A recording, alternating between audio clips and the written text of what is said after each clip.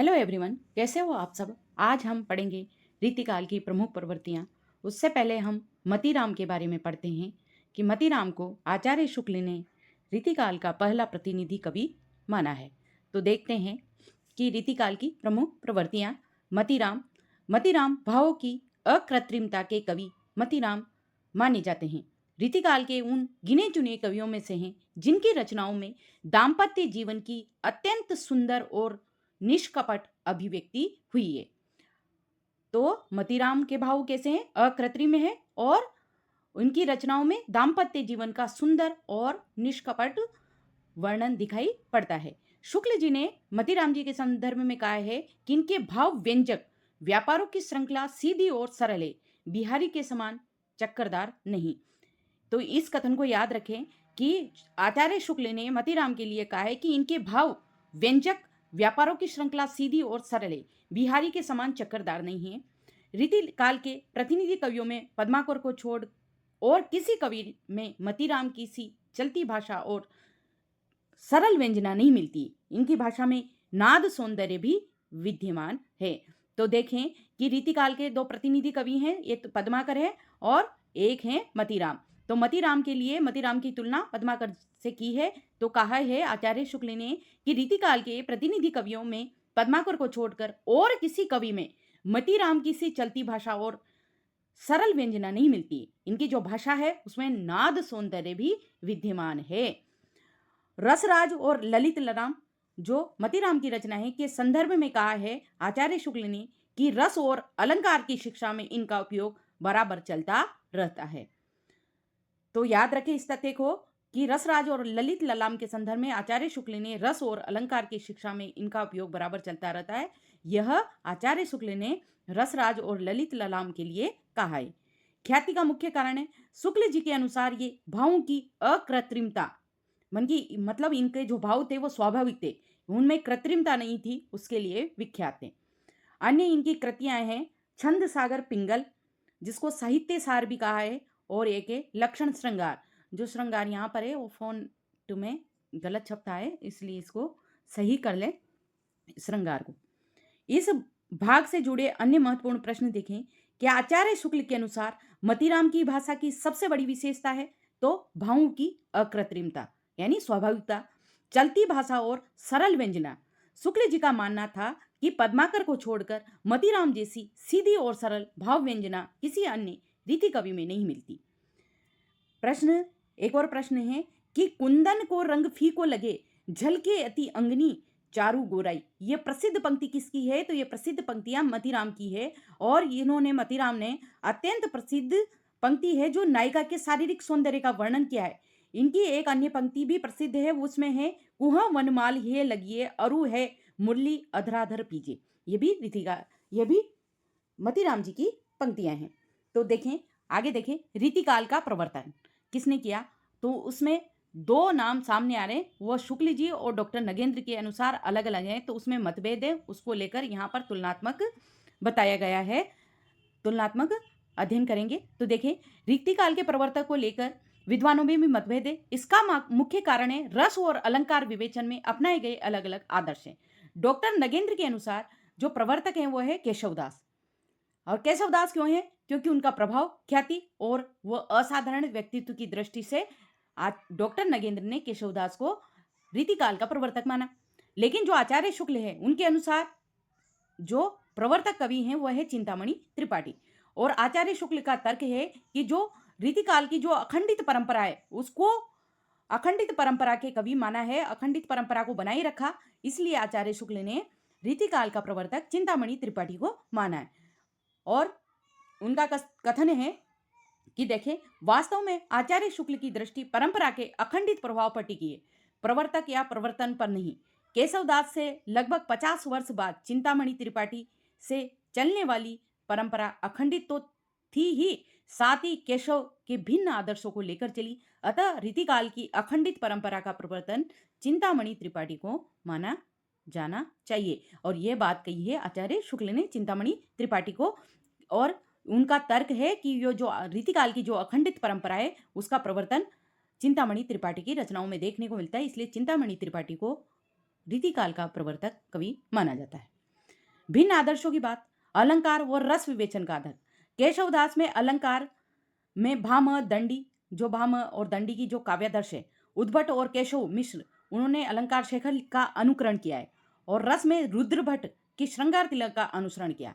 केशवदास ने जो संस्कृत के आचार्य हुए हैं, भामह दंडी, जो दंडी ने काव्यदर्श लिखा, उद्भट और केशव मिश्र ने अलंकार शेखर लिखा, का अनुसरण किया। और रस में जो रुद्र भट्ट की जो श्रृंगार तिलक का अनुसरण किया। लेकिन जो चिंतामणि त्रिपाठी ने में अलंकार ने जयदेव की जो चंद्रालोक है और अप्पे दीक्षित की जो कुलानंद कुलयानंद का अनुसरण किया।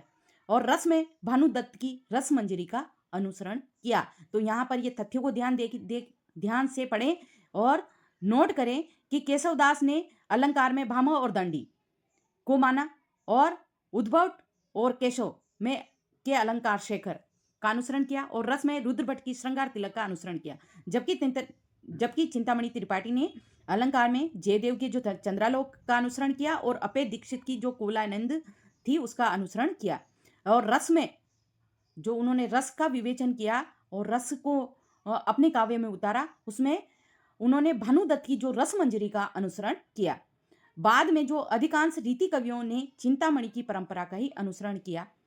तो इसी भाग में जो महत्वपूर्ण प्रश्न है उसको भी देख लेते हैं कि डॉक्टर नगेंद्र ने रीतिकाल का प्रवर्तन किसे माना है। तो रीतिकाल का प्रवर्तन डॉक्टर नगेंद्र के अनुसार केशवदास को माना है। उनका प्रभाव, ख्याति और असाधारण व्यक्तित्व के कारण उनको रीतिकाल का प्रवर्तक माना है। और आचार्य शुक्ल ने रीतिकाल की अखंडित परंपरा का प्रवर्तक किसे माना है, तो वह चिंतामणि त्रिपाठी को, क्योंकि केशव के 50 वर्ष बाद चिंतामणि ने जो परंपरा चली वह अखंडित थी। चिंतामणि से जो परंपरा चली वह अखंडित थी, उसके बाद रीतिकाल का ही प्रारंभ हुआ।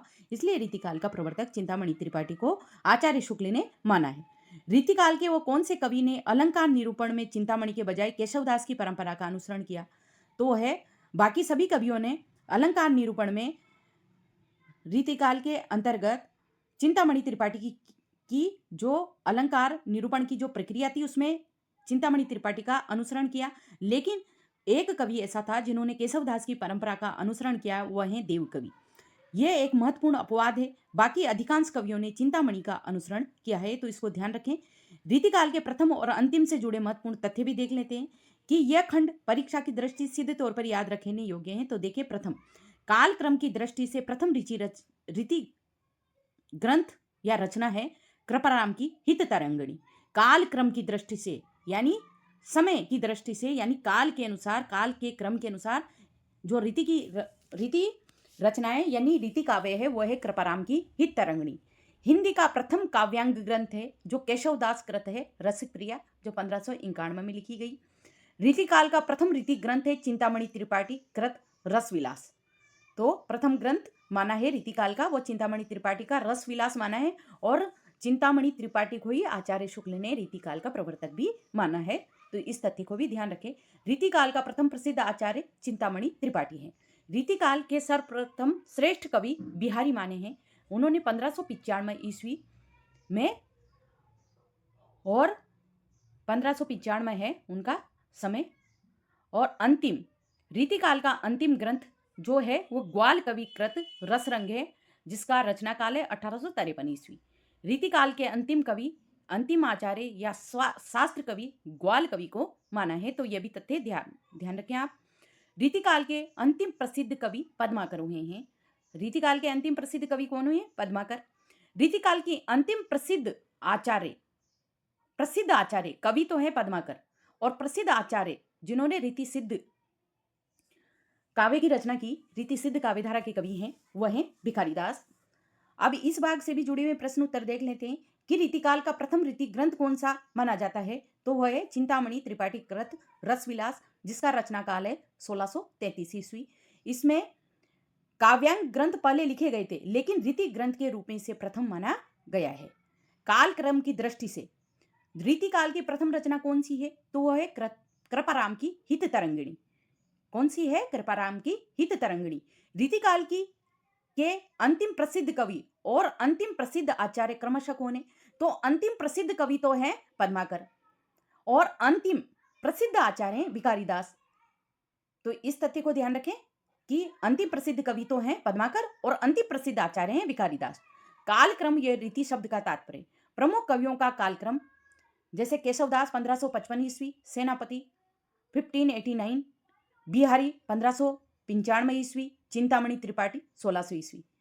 संधि रेखा के कवि, यहाँ रेखा है तो ध्यान रखें, संधि रेखा के कवि केशवदास की जो रामचंद्रिका और सेनापति कवित्र रत्नाकर, जो केशवदास ने रामचंद्रिका लिखी और सेनापति ने जो कवित्र रत्नाकर की रचना की, ये दोनों भक्तिकाल और रीतिकाल की जो संधि रेखा परिस्थिति है, मतलब ये रीतिकाल और भक्तिकाल को जोड़ने वाली जो लाइन है उस पर है, क्योंकि इनमें भक्त और श्रृंगारी दोनों रूप मिलते हैं। रीति का अर्थ है व्यापक अर्थ में रीति से तात्पर्य काव्यांगों की बंधी हुई परिपाटी का अनुसरण करना। रीतिबद्ध और रीति सिद्ध कवियों के लिए क्रमशः प्रत्यक्ष और अप्रत्यक्ष अनुसरण है। प्रत्यक्ष और अप्रत्यक्ष रूप से अनुसरण करना है। रीति मुक्त कवियों के संदर्भ में रीति से तात्पर्य है विशिष्ट पद रचना। तो देख लें, इस बार के भी महत्वपूर्ण प्रश्न उत्तर देख लेते हैं कि भक्तिकाल और रीतिकाल की संधि रेखा पर स्थित दो प्रमुख कवि कौन से हैं? तो हैं केशवदास और सेनापति। केशवदास की रामचंद्रिका और सेनापति की